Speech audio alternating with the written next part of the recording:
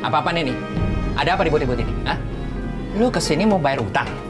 Maaf Pak Jerry, saya belum bisa melunasi utang saya untuk saat ini. Tolong kembalikan sertifikat rumah saya, Pak.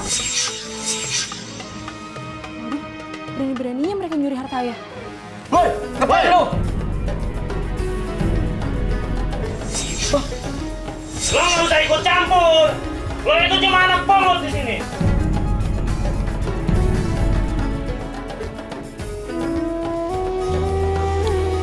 Dan disebabkan mereka memakan riba, padahal sesungguhnya mereka telah dilarang daripadanya. Dan karena mereka memakan harta benda orang dengan jalan yang batil, kami telah menyediakan untuk orang-orang yang kafir di antara mereka itu siksa yang pedih. Quran Surat An-Nisa ayat 161.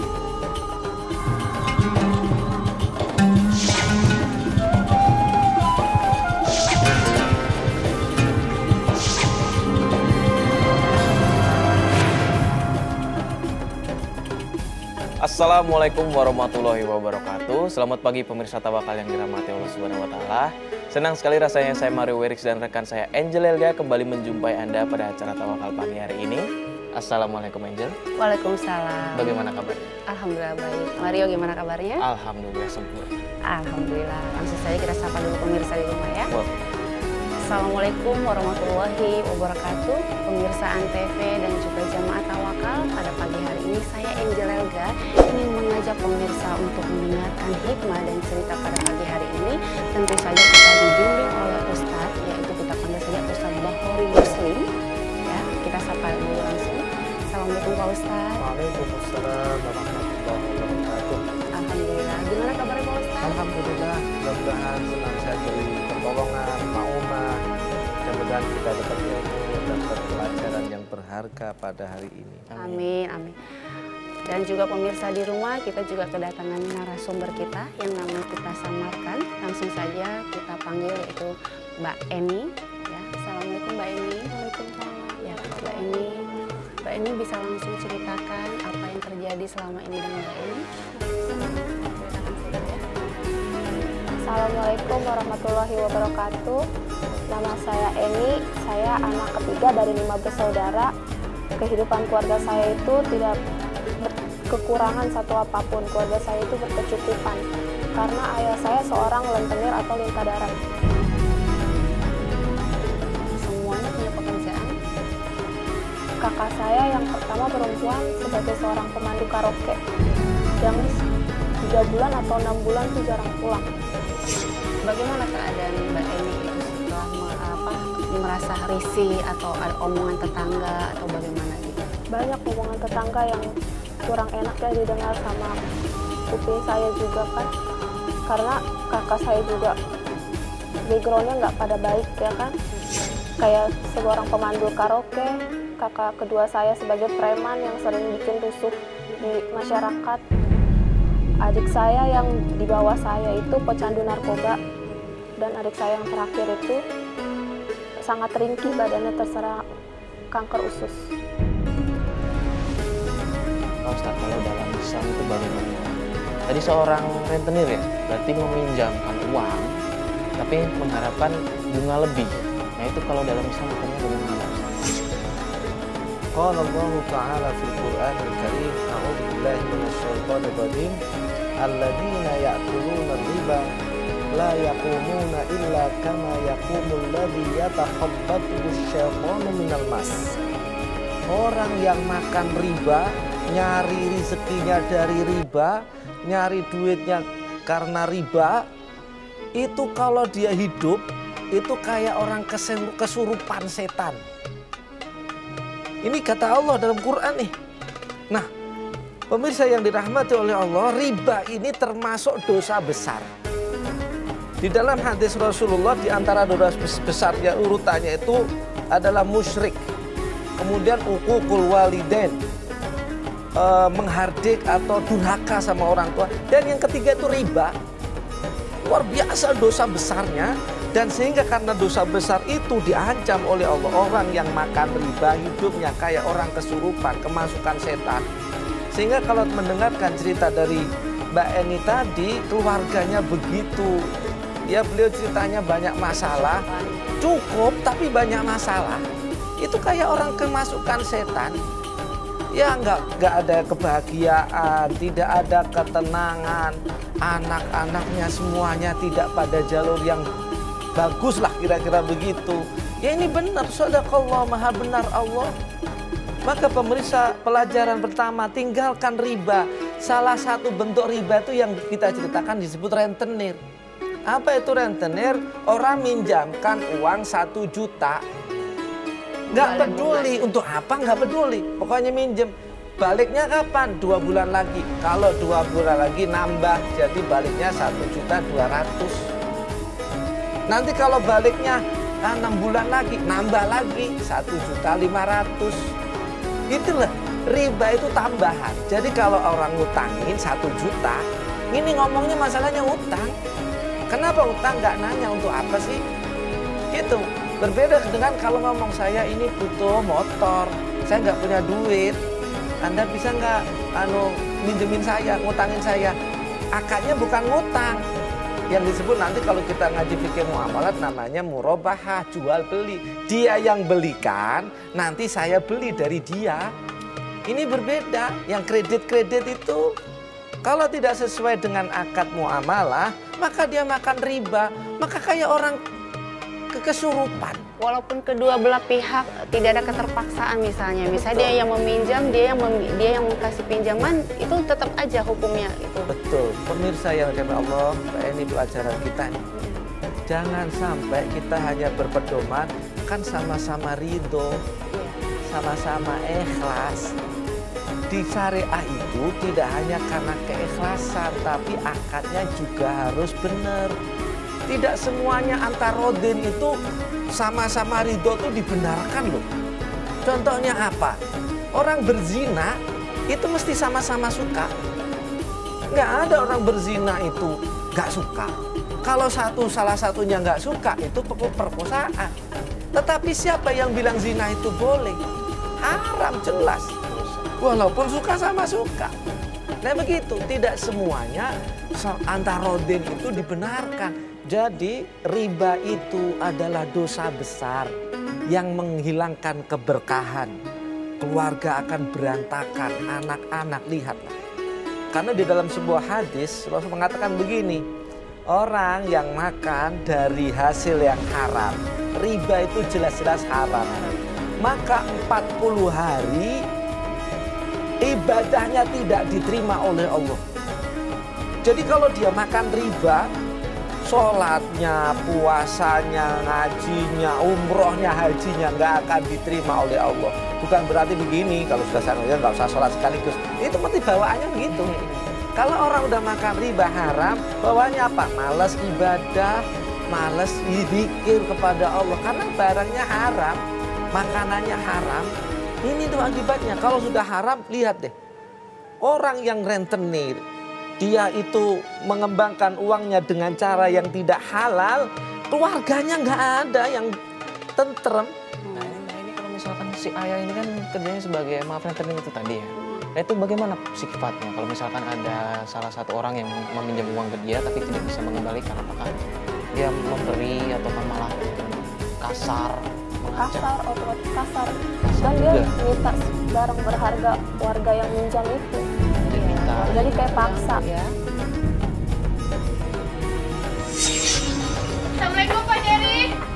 Pak, tolong kembalikan sertifikat rumah saya disita, Pak. Waalaikumsalam. Ada apa Ibu teriak-teriak di rumah saya? Saya mau ketemu Pak Jerry, Bu. Tolong kembalikan sertifikat rumah saya. Karena itu warisan orang tua saya, Bu. Sabar ya, Bu. Tenang ya, Bu. Kita tunggu Bapak ya. Saya juga takut, Bu, masalah ini kalau sama Bapak. Tolong, Bu. Tolong saya ya, Bu. Apa-apaan ini? Ada apa ribut-ribut ini? Hah? Lu kesini mau bayar utang? Maaf, Pak Jerry. Saya belum bisa melunasi utang saya untuk saat ini. Tolong kembalikan sertifikat rumah saya, Pak. Saya dan anak-anak bingung, tidak tahu mau tinggal di mana kalau rumah kami disita, Pak. Gue nggak mau tahu. Kalau yang namanya utang, ya harus dilunasin. Waktu lu minjem, pasang muka manis. Giliran mau bayar aja, lu malah lari. Makasih kasihan. Mereka udah gak punya tempat tinggal, Pak. Ah, gak usah dikasih hati. Orang kayak gini. Saya janji, Pak. Dalam 1 minggu akan melunasi utang saya. Tolong kasih saya waktu, Pak. Gak usah janji-janji deh. Udah muak sama janji-janji. Kalau lu bisa bayar, gua akan balikin tuh rumah. Kalau lu bayar. Tapi kalau lu nggak bisa bayar, lu pergi dari rumah. Gak usah ngotot-ngotin rumah gua. Ya? Tolong, Pak. Sana lu. Tolong, Pak. Kemana, Pak?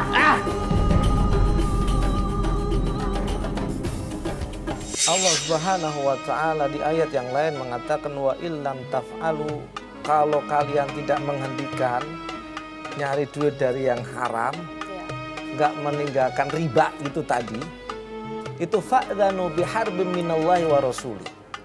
Maka itu Allah akan mengumumkan perang, atau dia berarti nantang perang kepada Allah. Pemirsa yang dirahmati oleh Allah, ada pelajaran bagus. Mbak Eni sadar rentenir itu haram, menyengsarakan warga, bukan menolong.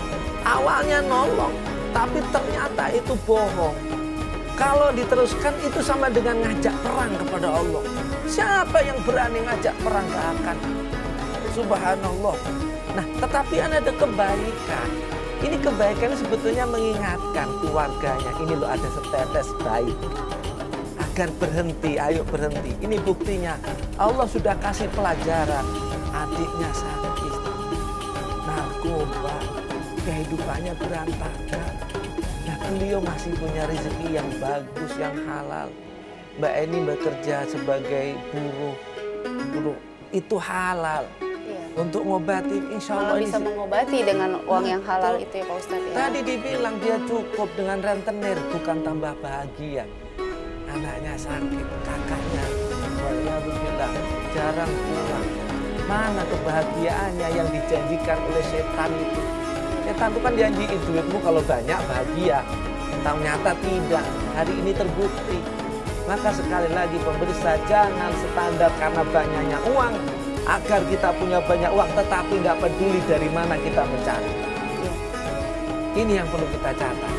Tapi kita bersyukur sekali lagi Mbak Eni datang ke sini pengen mencari sebuah hidayah. Mbak Eni tadi kan bilang dengan kondisi ayah yang rentenir itu kan semuanya Mbak Eni kan kecukupan nih ya.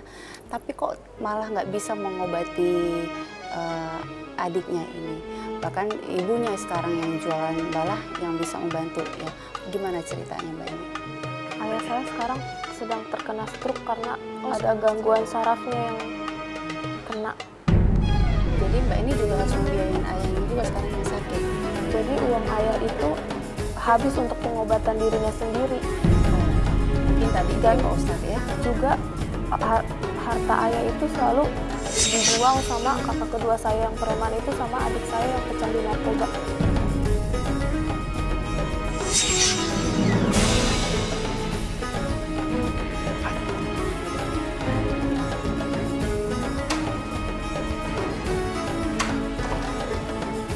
Aman itu sepi kemarin. Yuk kita ambil. Kita ya. Pasti banget bang. Gue lagi butuh banget nih duit. Barang gue habis bang. Gak usah banyak bacot. Udah kita cari hartanya. Kita habisin hartanya. Kita langsung. Oke bang.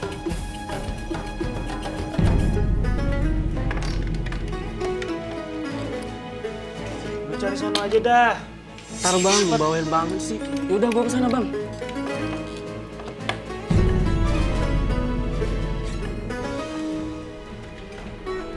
Gimana?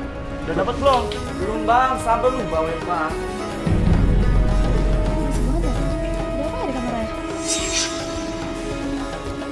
Nah, udah apa bang? Ini nih. Gak bisa pakai kan bang ayah. Gini-gini nih bang, gak bisa beli barang banyak nih. Beraninya mereka ngambil harta ayah. Hoi, ngapain lu?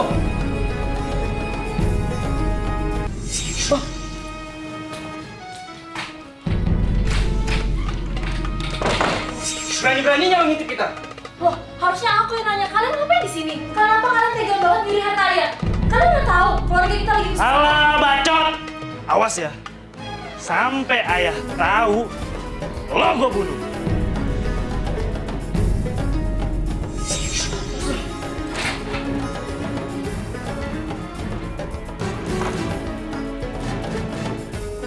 Mbak ini nggak pernah coba ngobrol sama kakak atau adik, menasehati mungkin yang terbaik, ayo membantu adik yang sedang sakit, atau mungkin mengasih tahu yang terbaik begitu. Saya sudah berulang kali untuk nasihati mereka untuk peduli gitu sama keluarga, tapi ya dari merekanya tuh terlalu bilang, lo nggak usah ikut campur, ini urusan masing-masing aja gitu. Bahkan saya tuh sering dibilang anak pungut karena sifat saya tuh berbeda dari mereka.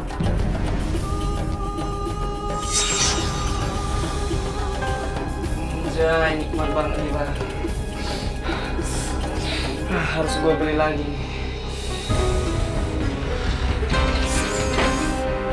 Astagfirullahaladzim, Adek. Kamu ngapain? Ini kan barang haram. Kenapa kamu tega, Dek? Kamu tahu kan keluarga kita lagi kesusahan? Kenapa kamu lakuin ini? Dia jawab, kenapa kamu lakuin ini? Berisik lo, diam lo. Astagfirullah, Dek. Sadar ini tuh dosa, Dek. Jangan gitu. Apaan sih lo bikin ribut? Bikin gue pusing aja. Pasti lo nih yang bikin onar. Jangan gitu, Bang. Lihat tuh adik kita. Dia pakai barang haram. Dia udah tahu kalau kita lagi kesusahan kayak gini. Abang juga harusnya bisa dong nasihatin dia, bukan yang malah ngejerumusin. Lo tahu apa tentang keluarga? Lo nggak usah ikut campur.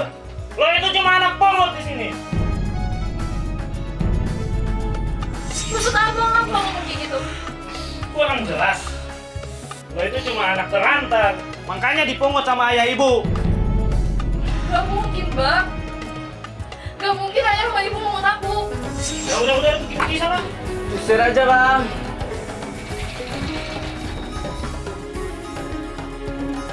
Harapan Mbak ini apa setelah Mbak ini kan datang ke acara tawakal ini, tentu pengennya lebih baik lagi, dapat hidayah lebih baik lagi ya. Harapan Mbak ini selanjutnya. Saya mau keluarga saya tuh kembali ke jalan yang benar, terus keluarga tuh tentram, sejahtera, terus kita tuh ada kayak macam kayak kumpul lagi gitu kayak dulu, ada toleran lagi, gak masing-masing kayak gini kan, sekarang kan masing-masing kan. Terus saya mau nanya untuk nasehatin kakak saya sama adik saya itu Amalan apa yang iya, pastinya ya, amalan apa apa ya? Ini mungkin saya bisa nasihatkan. Ya, alhamdulillah lah, ingin keluarganya damai, tentram. Pemirsa yang dirahmati Allah, ini bukan untuk Mbak Emi, kita, untuk saya semuanya yang ada, ya, pemirsa. Ada 3 hal yang mungkin bisa kita lakukan agar keluarga kita ini semuanya bisa damai, tentram. Pakai kaedahnya itu, pakai kaedah harokat. Harokat di bahasa kalau kita ngaji Quran, harokat itu cuma ada 3. Ada dhammah, ada fathah, ada kasroh. Ini sebenarnya untuk keluarga nih. Dhammah itu gini, keluarga itu kalau pengennya nanti terus meningkat rezekinya, diberkahi oleh Allah, aman, damai, tentram, nggak ada berantem, nggak dituduh tadi misalnya ini anak pungut gara-gara, padahal dia menasihati, ngajak kebaikan, menyetop keburukan. Salah satu pertama caranya dhammah. Dhammah itu bertemunya bibir atas sama bibir bawah. Dhammah artinya apa? Bersatu. Keluarga harus bersatu. Bersatu dalam kebaikan. Maksudnya apa? Kalau suami sama istri juga harus bersatu. Anak-anak jangan sendiri-sendiri. Tadi dibilang, ini urusan masing-masing. Nggak bisa. Kalau itu urusan maksiat, di stop. Ini bukan masalah masing-masing. Ini adalah nahi mungkar. Anda jangan melakukan kemaksiatan. Coba lihat siapa sih di dunia yang mengatakan bahwasanya mabuk itu baik? Nggak ada. Kan gitu. Di mana ada orang bilang rentenir itu baik? Nggak ada. Berarti kita saling bersatu, ngingetin. Tawasau bil haqqi wa tawasau bis sabr. Saling mengingatkan. Ini udah ini ngingetin kakaknya. Nggak mau, jangan. Kita harus bersatu nih. Untuk apa? Untuk kebaikan. Agar keluarga itu tuh hebat nanti. Dhammah bersatu. Yang kedua fathah. A. Kalau domah itu mingkem nih. Kalau fathah itu buka. Terbuka, arti terbuka apa? Semuanya jangan ada dusta, jangan ada diumpetin. Kalau dia salah, terbukalah hatinya. Oh, sudah diingetin, Masya Allah ada orang sayang ke saya. Tidak ada orang itu nggak punya salah. Orang yang keras kepala, nggak terbuka pikirannya, nggak terbuka hatinya, maka dia akan gelap. Yang tadi, ngapain kita? Kita masing-masing aja. Sudah nggak bersatu, nggak terbuka. Maka bukalah hati kita, bukalah pikiran kita. Kalau ada nasihat baik, diterima. Ini kunci. Suami istri pun juga begitu. Kalau suami nggak terbuka, dia sering bohong, pasti nanti nggak beres. Istri juga begitu, anak juga begitu. Kalau anak nggak terbuka sama orang tua nggak terbuka sama anak, keluarganya nggak akan beres. Dan yang ketiga adalah apa? Kasroh. Kasroh itu pecah. Kalau bahasa Indonesianya kasar, keluarga itu kalau udah kasar, nyari duitnya kasar, ngomongannya kasar. Nyari duit kasar tadi, nyekikin orang, nyekikin tetangga. Dia ngutangin, nggak bisa bayar, barangnya diambil, nah kan nyekik. Ya kasar. Lalu apa nih harus amalan doain apa nih Pak Ustadz buat Mbak Eni sendiri? Setelah kita tahu kita bisa bersatu, terbuka, kita sering minta kepada Allah sebuah doa nih. Rabbi shrahli sadri wa yassirli amri. Mbak Eni kalau hafal sering dibaca. Rabbi shrahli, ya Allah lapangkan dada saya. Kalau tadi diolok-olok anak pungut, lapangkan ya Allah, lapangkan. Begitu, orang tuanya begitu, mudah-mudahan dilapangkan dadanya. Kalau udah lapang terbuka, terima nasihat gampang. Kan begitu. Terus sekarang ruwet persoalannya. Wa yassirli amri, mudahkan semua urusan saya ya Allah. Nah begitu kan, lapangkan hati pikiran saya, mudahkan semua urusan saya. Kan begitu. Oh enak itu sudah. Rabbi shrahli sadri wa yassirli amri. Kalau mau nambah wahlul 'uqdatam min lisani yafqahu qawli. Itu begini, kalau kita ngomong orang dengar. Wahlul itu begini. Kalau kita ngomong kadang keblibet-blibet, dimudahkan oleh Allah. Dilancarkan oleh Allah. Orang dengar rasanya kalau kita ngomong, dengar aja rasanya. Sering baca itu. Nanti insya Allah bisa terbuka semuanya. Tentunya diiringi dengan apa? Mohon ampun. Siapa tahu dulu-dulu banyak makan haram itu masih nempel di darah kita, di daging kita. Kita istighfar. Banyaklah istighfar. Rasulullah baca istighfar sehari 100 kali. Maka kita baca minimal 100 kali. Kapan ya? Kapan saja. Sambil naik bis, naik kereta, naik apa kita istighfar. Sambil kita udah pada bengong, baca istighfar, lalu baca itu. Rabbi shrahli sadri wa yassirli amri wahlul 'uqdatam min lisani yafqahu qawli. Nah, Mbak Eni setelah sekarang ini bagaimana kalau komunikasi dengan ayah dan juga adik-adik Mbak Eni? Apakah berbeda gitu? Sekarang semenjak ayah kena stroke itu, ayah tuh banyak cerita sama saya. Iya, ya karena ayah saya tuh nggak cerita sama adik dan kakak-kakak yang lain, tapi ceritanya sama saya karena ternyata saya yang paling paham dengan keadaan. Apalagi sekarang keadaan uang tuh kan lagi menurun kan, jadinya ayah tuh dekatnya sama saya berani. Kabarnya katanya Mbak Eni masih menyimpan marah dengan ayah. Benar? Kalau untuk marah sih ibaratnya masih ya, kan ya gimana sih? Kakak juga masih. Iya, namanya udah menyusahkan keluarga ya kan, jadi hancur kayak gini gitu. Apa yang dilakukan Mbak Eni setelah marah gitu dengan orang tua? Itu apa yang dilakukan Mbak Eni? Saya cukup sabar aja deh. Sekarang tergantung ayah nanti mau bagaimana sifat kelanjutannya, apa mau tobat, apa berhenti gitu. Apalagi sekarang kan kena sakit kan. Iya. Ya apa Begini, jangan terserah. Sebaiknya ada upaya. Ketika Bapak tadi udah dibilang walaupun ada kebencian, ketidaknyamanan dengan orang tua, jangan terserah. Harus ada upaya. Mbak Eni ini saya kira Allah kasih petunjuk untuk apa? Menghentikan tobat. Kasih tahu ayahnya. Ayah ayo tobat. berhentilah. Udah, caranya apa? Rentenir itu semuanya ditinggalin. Yang lalu-lalu sudah. Wadharu ma baqiya minar riba, kata Allah. Tinggalkan semuanya riba, udah stop. Orang yang nggak usah tarik. Duitnya di sana akan diganti oleh Allah. Wadharu ma baqiya minar riba. Nanti begitu. Gitu Mbak Nia, disuruh kasih tahu bapaknya. Biar apa? Berhenti ya. Udah stop aja itu orang rentenir. Nggak usah ditarik lagi, bebasin saja sudah. Nah Mbak ini kita juga dapat kabar ini kan. Tadi Mbak ini kesini bersama dengan ayah, benar? Benar ya? Nah Mbak ini boleh kita suruh datang duduk di sini untuk cerita sama kita. Ya, apa yang pengen Mbak ini ungkapkan, katakan sama ayah. Insya Allah dengan ada Pak Ustadz, semuanya bisa kembali dengan baik ya. Boleh ya? Kita panggil langsung ya.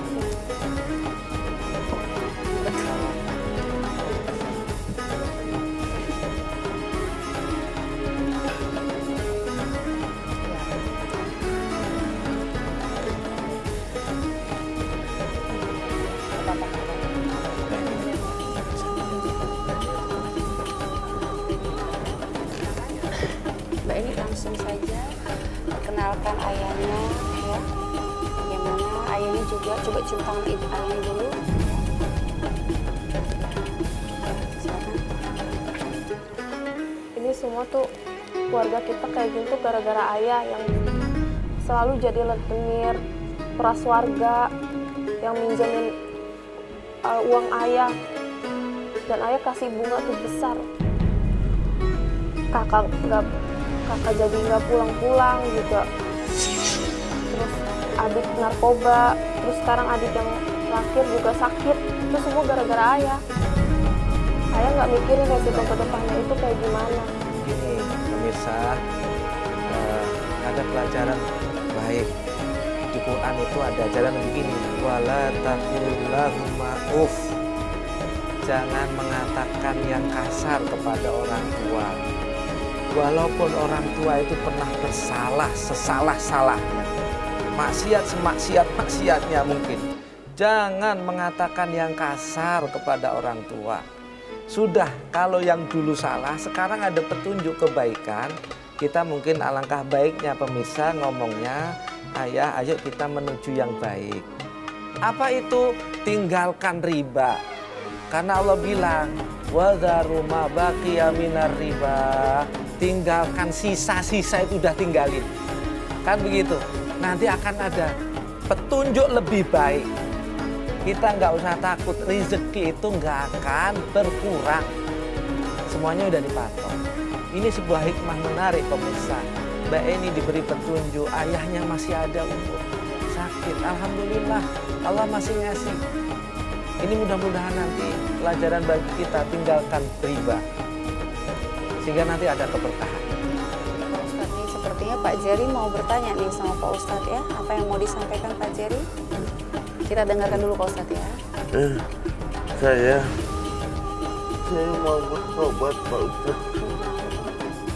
Karena masa keluarga saya jadi berantakan. Apalagi mungkin saya hanya berpikir dunia. Saya ngorbanin keluarga hanya demi dunia Pak Ustadz. Apalagi anak-anak saya, keluarga saya. Saya sangat minim untuk agamanya. Saya mau bertobat Pak Ustadz. Amin, amin, amin. Saudaraku, ada sebuah hadis. Ini subhanallah. Allah dalam hadisnya, hadis qudsi, Rasulullah mengatakan begini. Kalau ada orang datang kepada Allah, datangnya itu tobat. Dia datangnya berjalan. Allah akan menyambut dengan lari. Kalau dia duduk, Allah nyambutnya dengan berdiri. Artinya apa? Kalau ada seorang hamba, sebanyak apapun dosanya, kemudian datang kepada Allah mohon ampun, Allah akan menyambut dengan luar biasa. Tidak ada kata terlambat ya Ustaz. Tidak ada, melampaui. Jadi sebanyak apapun, lautan ampunan Allah lebih luas lagi. Ini sebuah contoh saudaraku, tidak ada kata terlambat. Ayo Pak siapa namanya? Jerry. Mudah-mudahan ini yakin pertobatannya, asal kita mau ikhlas bener tobat karena Allah, diterima oleh Allah. Ini bagian apa? Sudahlah, nggak usah saya penyesalan saja. Saya dulu begini, ya itu lapornya kepada Allah. Dan catatan yang kedua, saudaraku, pemirsa yang dirahmati oleh Allah, kalau kita melakukan kemaksiatan, apapun maksiatnya, tidak usah diceritakan lagi kepada orang lain. Kita datang ke sini bercerita, betul, karena pengen mencari solusi, boleh. Tetapi kalau bercerita kepada yang lain, Masya Allah, seperti membuka ayat, nggak boleh. Ya. Ada sebuah ayat ketika seorang nabi, dia curhatnya hanya kepada Allah. Innama ashku bathi wa huzni ilallah. Ini yang kita perlu tiru. Sungguh saya hanya mengadu kesedihan saya, kesusahan saya, kesulitan saya, ilallah, hanya kepada Allah. Cukup sekarang, Mbak Eni, bapaknya, sekarang ditutup, hari ini terakhir. Nggak usah cerita hati sama orang. Saya dulu begini, udah, siapa ya Allah, saya dulu begini, ya Allah, sama kepada Allah. Jadi catatan kita, kalau kita telah melakukan kemaksiatan, jangan dulu ceritakan ke orang, ceritalah kepada Allah. Tadi kan Mbak Eni sudah dengar cerita dari ayah, apa kebenaran? Masih ada nggak yang nggak menjauhi katanya Eni sekarang? Apa yang mau Eni katakan sama ayah? Ya, ayah tuh bertobat aja ke jalan yang benar. Terus semoga Allah tuh ngangkat penyakit ayah, selalu diberi kesehatan. Terus adik saya, adik semua menuju ke jalan yang benar, dan kakak pun juga begitu. Terus keluarga kita tuh menjadi keluarga yang harmonis, sejahtera, tentram, dan kita bisa kumpul bareng lagi. Ayah, maaf. Ayah bangun, kita kumpul lagi. Ini coba peluk ayahnya, dekat ayahnya ya. Pemirsa Tawakal, pemirsa Antv, ini hikmahnya sangat luar biasa. Cobaan yang luar biasa buat Eni ya. Tapi Eni tetap berjuang, ingin ada perubahan dalam rumahnya, dalam lingkungan kehidupannya, dan juga adik-adiknya dan juga ayahnya. Artinya di sini adalah hikmah yang kita ambil adalah benar-benar kita melihat perjuangannya Eni ya, sampai datang ke acara Tawakal dan juga mau mendengarkan apa yang disampaikan oleh Ustadz. Ini kan bukan perjuangan yang gampang ya, sampai semua harus tahu kisahnya Eni ini. Tapi kita hargai, dan ini insya Allah pulang dari acara Tawakal semuanya akan kembali baik lagi. Ini doa kita bersama ya. Doakan yang terbaik ya buat Bapak Jiri dan juga Mbak Eni ya. Dan terima kasih Pak Ustadz Bukhari Muslim sudah hadir di sini membagi kepada narasumber kita. Semoga menjadi berkah ya Pak Ustadz ya. Baik pemirsa Tawakal yang dirahmati Allah Subhanahu wa Ta'ala, semoga kita semua bisa memetik cerita pada hari ini dan menjadi lebih baik dan menghindari. Kalau begitu saya Mario Wex dan rekan saya Angel Elga pamit undur diri. Wabillahi taufiq wal hidayah. Wassalamualaikum warahmatullahi wabarakatuh.